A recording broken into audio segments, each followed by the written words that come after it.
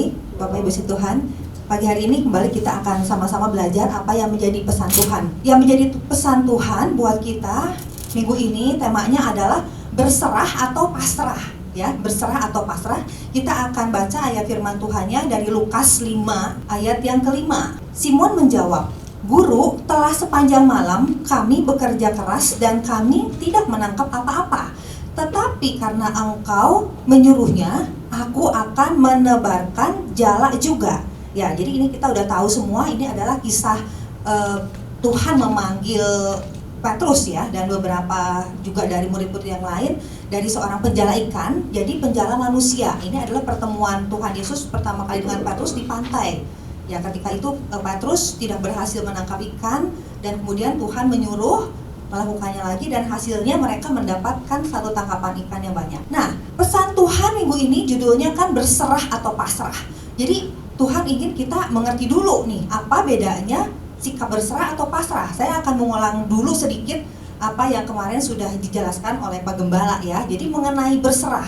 Nah, di sini masih ada nih penjelasannya di sini. Di sebelah sini ada kehendak sendiri, di sini ada kehendak Tuhan. Ya, jadi yang dimaksud dengan berserah itu adalah kita dari sini nih. Kalau tadinya kita hidup di sini, ya kita hidup di sini, kita hidup dalam kehendak kita sendiri, kita melakukan segala satu dengan cara kita sendiri, ya sampai kemudian kita mengalami masalah gitu. Dan akhirnya kita memutuskan kita untuk berserah kepada Tuhan. Artinya ada satu perpindahan posisi atau area. Ya, dari kita ada di area kehendak sendiri ini, kita berserah. Artinya kita berserah, kita pindah kepada area sini, ada perpindahan posisi kepada area kehendaknya Tuhan.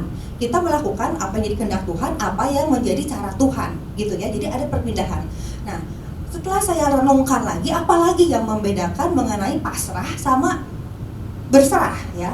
Nah, itu bisa dilihat juga dari tindakan, gitu. Jadi kalau yang namanya pasrah itu ya, pasrah ketika kita di sini dan kita gagal melakukan segala sesuatu, maka kita tidak melakukan apa-apa. Nah, itu namanya pasrah. Ya, jadi kalau kita pasrah itu kita tidak melakukan tindakan apa-apa, kita menyerah, kita putus asa, jadi cenderung pasif. Gitu, tidak melakukan tindakan apa-apa. Tapi bedanya kalau orang yang berserah, kita lihat dari tindakannya. Ketika dia ada di area sini, ya, yang dia lakukan adalah waktu dia berserah, dia tetap melakukan tindakan. Bedanya kalau tadinya tindakan sesuai dengan cara sendiri, di sini dia akan melakukan tindakan sesuai dengan apa yang jadi cara Tuhan, gitu. Jadi beda, ya. Di sini dia tidak melakukan tindakan apa-apa. Di sini kalau orang yang berserah, dia tetap bertindak, gitu. Kita kan mau belajar dari Petrus, ya. Kisah ini di sini menjelaskan, bercerita tentang namanya prinsip berserah. Ya, kita lihat apa yang dilakukan Petrus ya, ketika Tuhan Yesus menyuruh, dia berserah dengan dia melakukan apa yang Tuhan Yesus perintahkan. Sekarang ceritanya akan beda kalau Petrus pasrah. Nah, kalau Petrus pasrah kira-kira bagaimana? Ketika Yesus bilang kepada Petrus, "Ayo sekarang pergi ke tempat yang lebih dalam, tebarkan jalamu untuk menangkap ikan." Ya, kalau Petrus pasrah, jawabannya gini. Simon menjawab, "Guru, telah sepanjang malam kami bekerja keras dan kami tidak menangkap apa-apa. Jadi sekarang saya pasrah, saya menyerah, ya. Tuhan kalau mau ya, Tuhan boleh pergi aja ke laut, ada Andreas. Tuhan pergi sama Andreas aja. Kalau saya mau tinggal di pantai aja di sini." Ya, atau dia bilang gini, di sebelah ada perahunya Yohanes sama Yakobus. Ya, Tuhan boleh suruh mereka pergi, saya tunggu di sini aja. Saya udah menyerah. Nah, itu namanya pasrah gitu ya, Bapak Ibu. Nah, jadi dalam kondisi sulit hari-hari ini, banyak orang yang mereka mulai mau menyerah. Mereka juga mulai merasa putus asa dan mereka juga akhirnya tidak mau melakukan apa-apa. Nah, Tuhan gak mau kita salah bersikap, karena sikap pasrah itu gak akan membawa perubahan apa-apa. Ya, yang Tuhan inginkan adalah ketika kita menghadapi kondisi seperti ini, umat Tuhan itu punya sikap berserah kepada Tuhan, ya. Karena Tuhan mau menolong, karena Tuhan ingin ada perubahan dalam hidup kita. Tuhan sediakan cara, Tuhan beri ada satu rencana Tuhan buat kita. Jadi ini pesan Tuhan ini merupakan satu encouragement, satu dorongan Tuhan untuk umat Tuhan jangan salah bersikap, jangan pasrah, tapi berserah.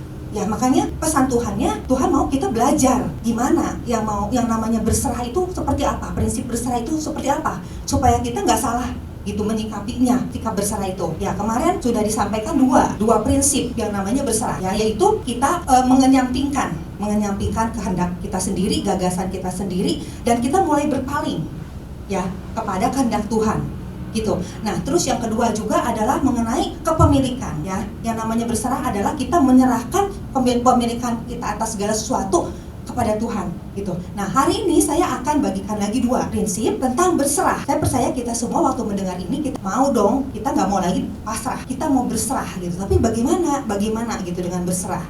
Nah, saya akan tambahkan lagi supaya kita bisa lakukan bersama-sama. Ya, yang pertama adalah berserah kepada Tuhan adalah tentang mengikuti Yesus dengan sepenuh hati. Ya, mengikuti Yesus dengan sepenuh hati. Ya, dengan kata lain yang lebih singkat itu berserah penuh. Coba kita lihat dari Lukas 5 ayat 11. Lukas 5 ayat 11 saya akan bacakan. Dan sesudah mereka menghela perahu-perahunya ke darat, mereka pun meninggalkan segala sesuatu lalu mengikut Yesus. Nah, kita lihat di sini bahwa kita membaca dari Petrus ya dan teman-temannya. Mereka dikatakan meninggalkan segala sesuatu dan mengikut Yesus. Apa maksudnya meninggalkan segala sesuatu? Kemarin sudah dijelaskan. Ya, meninggalkan segala sesuatu itu bukan berarti kita meninggalkan pekerjaan keluarga kita terus kita jadi full timer, bukan seperti itu ya. Tapi di sini Tuhan mau kita belajar kenapa?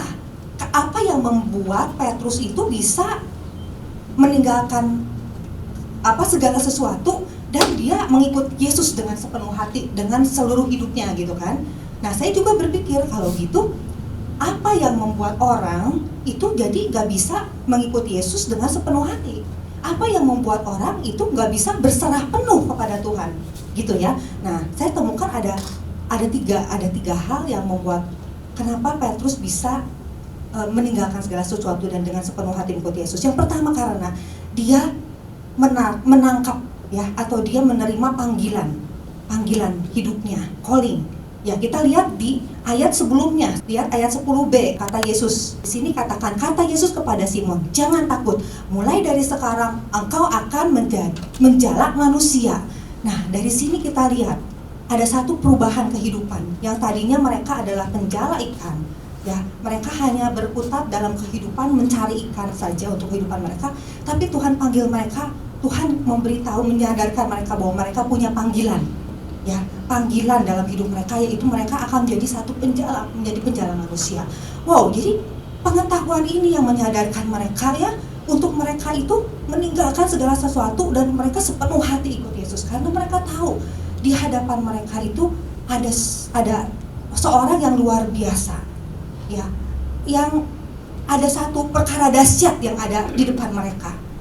Ya, bahwa mereka mau menyerahkan seluruh kehidupannya. Kalau mereka mau menyerahkan kehidupan mereka sebagian aja udah luar biasa, apalagi seluruh kehidupannya. Ya, gitu kan yang ada di penjelasan di pesan Tuhan kemarin, Bapak Ibu bisa baca di aplikasi RDMB. Jadi gitu, ketika seseorang mengenali bahwa ada panggilan Tuhan yang luar biasa gitu buat dalam hidupnya, maka dia akan meninggalkan segala sesuatu. Ya, dia akan mengikuti Yesus dengan sepenuh hati. Ya, dia akan berserah penuh. Itu yang pertama. Nah, kemudian yang kedua, apalagi yang membuat seorang itu bisa mengikuti Yesus dengan sepenuh hati gitu ya, atau sebaliknya kenapa orang bisa nggak ngikuti Yesus? Nah, ketika saya merenungkan, tiba-tiba saya ingat sebuah kisah dalam Alkitab. Kisah kebalikannya, ada orang yang gagal ikuti Yesus. Ya, siapa pribadi itu? Bapak Ibu tahu nggak? Itu adalah orang muda yang kaya. Nah, saya tiba-tiba ingat kisah itu. Mari kita akan baca ya kisah itu. Matius 19 ya, ayatnya di sini ayat yang ke-16 sampai 22.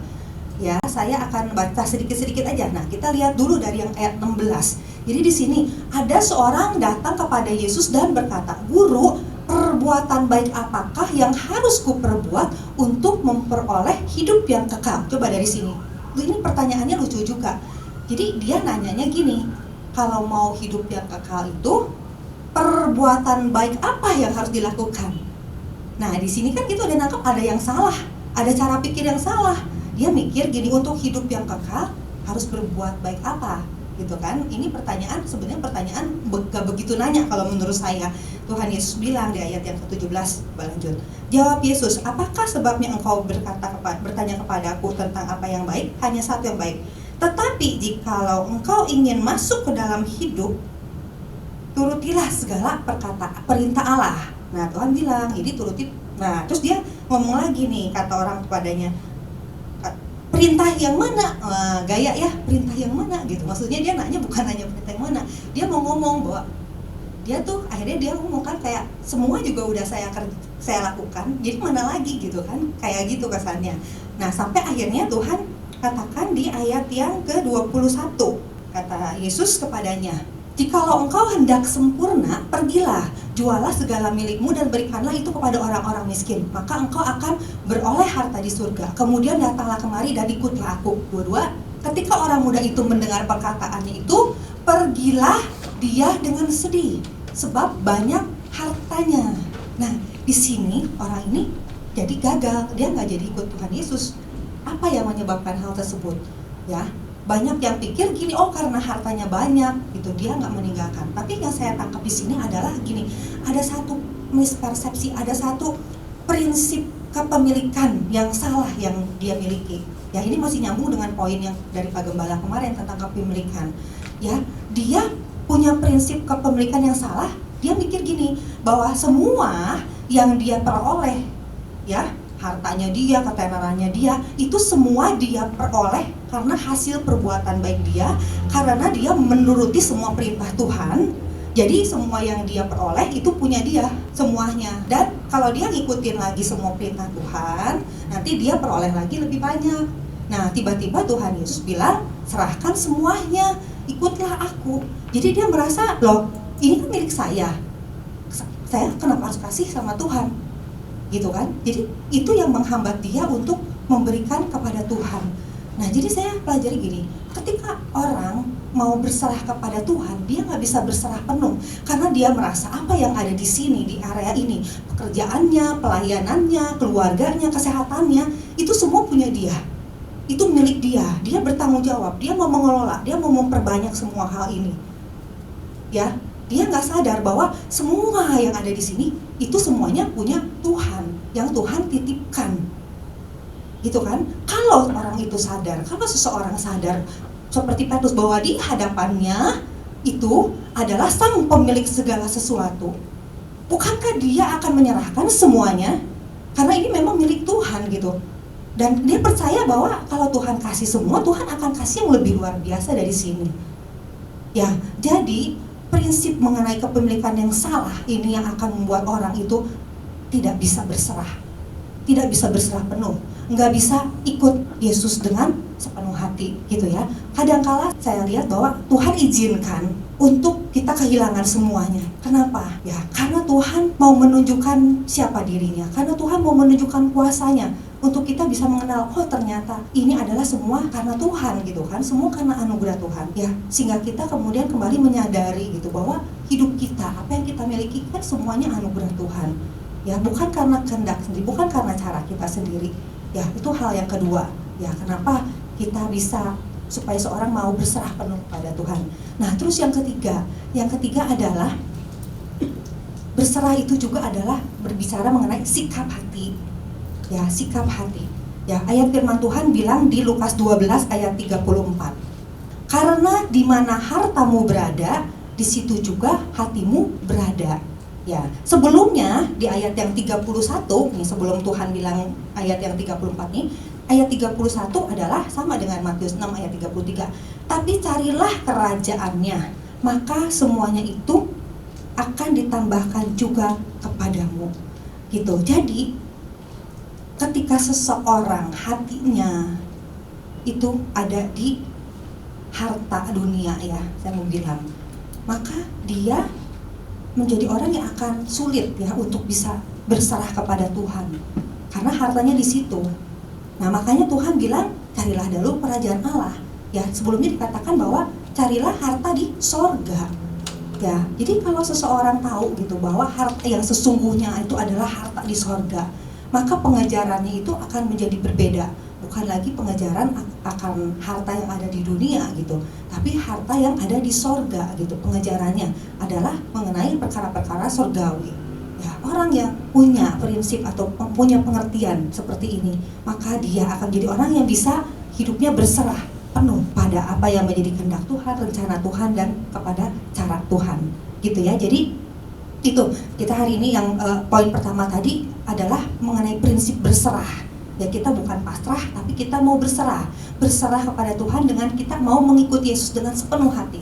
Kita mau berserah penuh ya, dengan satu kita tadi kita mencari, kita menemukan panggilan Tuhan, ya, mengerti panggilan Tuhan atas hidup kita. Kita juga punya prinsip kepemilikan yang benar, dan juga di mana sikap hati kita, di mana hati kita berada. Ya, itu yang akan menentukan kita bisa mengikuti Yesus sepenuh hati atau tidak. Ya, oke. Sekarang yang kedua. Yang kedua adalah prinsip berserah kepada Tuhan adalah tentang ketaatan, melakukan perintah Tuhan, ketaatan. Ya, kita kembali lagi baca di Lukas 5 ayat yang kelima. Saya bacakan lagi sekali lagi. Simon menjawab, "Guru, telah sepanjang malam kami bekerja keras dan kami tidak menangkap apa-apa. Tetapi karena Engkau menyuruhnya, aku akan menebarkan jala juga." Jadi kembali kita belajar dari Petrus ya. Kenapa dikatakan kisah ini mengandung ada prinsip berserah ya. Kita belajar prinsip berserah, yaitu ketika ada ketaatan ternyata yang dilakukan oleh Petrus. Ketaatan untuk melakukan apa yang jadi perintah Tuhan. Jadi di sini kita belajar berserah. Berserahnya Petrus ya, berserahnya seseorang kembali bukan dia tidak melakukan apa-apa, tapi dia melakukan sesuatu yang diperintahkan Tuhan kepadanya. Gitu kan? Nah, saya di sini juga membagikan lagi, sebenarnya ada 3 hal atau ada 3 faktor yang bisa bikin Petrus tidak taat ya, atau ada 3 faktor yang bisa bikin kita juga nggak taat nih kepada Tuhan, atau kita nggak berserah kepada Tuhan. Apa aja ya? Yang pertama, faktor kondisi yang lelah. Nah, jadi Bapak Ibu bayangkan kondisi saat itu ya. Petrus kan dalam keadaan yang sangat lelah ya, udah lelahnya lahir batin gitu kan. Secara fisik dia pasti lelah, secara mental, emosi dia juga lelah karena dia nggak menangkap apa-apa. Ketika dia bertemu dengan Tuhan Yesus, dia itu dalam kondisi yang lelah. Tapi waktu Tuhan suruh, dia taat melakukannya. Nah, kondisi ini juga yang banyak dialami oleh umat Tuhan kan hari-hari ini ya. Kondisi yang lelah secara jasmani, secara mental, karena kita merasa apa yang kita usahakan di sini dengan segala cara itu gagal. Jadi kita lelah ya. Sering gak Bapak Ibu tuh ngerasa, aduh capek banget ya gitu, untuk melakukan perintah Tuhan, untuk mendengar perintah Tuhan, untuk ibadah, mungkin untuk komsel, rasanya lelah gitu kan. Terus bangun pagi gitu ya, juga udah bangun udah lelah gitu. Hari ini banyak masalah gitu dan kita merasa lelah. Tapi tetap kita diingatkan, ketika kita lelah bukan artinya kita nggak melakukan apa-apa. Waktu kita lelah, orang cenderung untuk tidur ya. Saya kalau misalnya lelah, udah pusing banyak masalah, saya suka mikir cepet-cepet tidur gitu buat besok pagi. Terus besok pagi bangun, saya nggak pengen tidur aja gitu rasanya, pokoknya nggak mau ngapa-ngapain. Tapi kalau saya ingat gitu ya, ini juga mengingatkan saya ada hal yang harus saya lakukan ya. Kemarin kan ingat mendengarkan, sediakan telinga sebagai seorang murid gitu. Waktu pagi-pagi bangun saya, aduh mau tidur lagi aja lah gitu, nggak tahu mau ngapain hari ini gitu, stres. Tapi saya ingat, oh harus punya telinga gitu kan, seperti seorang murid, karena Tuhan mau mengatakan sesuatu gitu kan. Jadi kita bangun gitu kan, kita lakukan gitu kan. Nah ini jadi namanya berserah. Ketika dalam kondisi kita lelah, kita tetap melakukan apa yang jadi perintah Tuhan, apa yang jadi pesan Tuhan buat kita. Kadang-kadang kan pesan Tuhannya suka ada perintah-perintah kan, mesti ini, mesti itu. Nah apakah kita mau taat gitu melakukannya? Ya kita taat melakukannya, kita sedang berserah kepada Tuhan. Ya itu kondisi lelah. Terus faktor yang kedua yang bisa bikin seseorang itu nggak mentaati adalah waktu yang tidak tepat. Nah Tuhan kan suruh sesuatu yang nggak tepat ya waktunya. pagi-pagi disuruh melaut lagi gitu kan, waktunya udah tahu waktunya nggak tepat kan. Orang melaut itu kan malam, karena disuruhnya pagi, waktunya nggak tepat gitu kan. Petrus bisa bilang waktunya nggak tepat Tuhan, besok malam lagi aja lah gitu sekarang. Nah seringkali juga sama, kita merasa untuk melakukan perintah Tuhan waktunya nggak tepat ya. Ketika kita disakiti gitu, lagi sakit hatinya setengah mati gitu, terus Tuhan, kita ingat perintah Tuhan mengampuni gitu, terus kita bilang ya mengampuninya nanti ya tahun depan aja, kalau misalnya udah nggak sakit hati gitu kan, bulan depan waktunya nggak pas. Atau kita ingat untuk memberi, menolong, waktunya nggak pas lagi, nggak ada duit sekarang, terus suruh menolong gitu kan. Terus berdoa untuk Papua, waktunya nggak pas gitu. Orang sekarang kalau mau berdoa, berdoanya buat apa? Buat pemulihan ekonomi, buat COVID gitu kan, berdoa buat ini, waktunya nggak pas gitu. Nah tapi ketika kita mau taat, nah ini kuncinya, kita sedang berserah gitu kan. Yang kedua. Terus yang ketiga, cara yang tidak lazim. Tuhan kan kasih cara yang tidak lazim kan, sesuatu yang nggak masuk akal, di luar logika, di luar pengalaman, keahlian seorang nelayan gitu. Nah seringkali juga mungkin Tuhan menjawab kita atau menyuruh kita melakukan cara-cara yang tidak lazim. Nah yang kita perlu lakukan adalah kita tetap taat melakukannya gitu kan. Petrus memilih untuk taat melakukannya walaupun dia tidak mengerti. Orang muda yang kaya memilih untuk tidak melakukan karena dia juga tidak mengerti, gak tahu nih caranya, gak lazim gitu kan. Jadi kisahnya berbeda. Nah oke, jadi kan tadi kita udah ngomong banyak mengenai kehendak ya. Di sini ada kehendak sendiri, ini ada kehendak Tuhan. Ya, mengenai berserah itu adalah perpindahan dari kita melakukan kehendak sendiri dan cara sendiri kepada cara atau kehendak Tuhan. Sekarang masalahnya, tahu nggak kehendak Tuhan? Tahu nggak cara Tuhan? Itu kan, kita mau tapi kita nggak tahu. Jadi harus gimana dong? Berarti yang kita harus cari tahu gitu kan kehendak Tuhan. Kita harus tahu apa perintah Tuhan dalam hidup kita. Caranya, kembali saya juga ingat pesan Tuhan yang kemarin itu, mendengarkan perkataan Tuhan, terkoneksi dengan Tuhan. Ujung-ujungnya balik lagi mengenai keterkoneksian dengan Tuhan. Ya, jadi ketika Tuhan katakan bukan pasrah, bukan tidak melakukan apa-apa, bukan menyerah, bukan putus asa, tapi berserah. Ya, berserah yaitu kita tetap melakukan, tapi sesuai dengan kehendak dan cara Tuhan. Ketahuilah kehendak Tuhan dan cara Tuhan itu apa. Bagaimana caranya? Dengan kita terus terhubung dengan Tuhan, terkoneksi, tangkap apa yang menjadi perkataan Tuhan, terima pesan Tuhan, ikuti pesan Tuhan, dan terus ikuti dan kita lakukan gitu dalam hidup kita. Ya Bapak Ibu, jadi melalui pesan Tuhan ini, Tuhan kita mau ada satu perubahan sikap yang salah dalam kita meresponi kondisi ini. Nah mungkin tadinya kita punya sikap yang pasrah, Tuhan mau kita berubah sikap menjadi sikap yang berserah. Ya tadi saya sudah bagikan ada 2 prinsip untuk kita berserah. Yang pertama tadi berserah penuh, ya ikuti Yesus sepenuh hati, tidak setengah hati gitu. Dan yang kedua adalah tentang ketaatan pada perintah Tuhan. Ya tetap bertindak sesuai perintah Tuhan. Untuk tahu perintahnya, kuncinya terkoneksi dengan Tuhan. Ya, jadi Bapak Ibu, Tuhan tidak mau kita menyerah atau pasrah. Ya Tuhan mau kita, karena Tuhan mau menolong kita. Tuhan sudah siapkan caranya, ya kita sudah siapkan rencana yang luar biasa pada kita gitu kan. Dan pasti semuanya lebih baik daripada cara kita yang lama, daripada kehendak kita. Ya, sehingga kita ikuti apa yang jadi kehendak Tuhan, maka hidup kita akan mengalami perubahan dan berkemenangan. Ya, demikian firman Tuhan. Tuhan Yesus memberkati.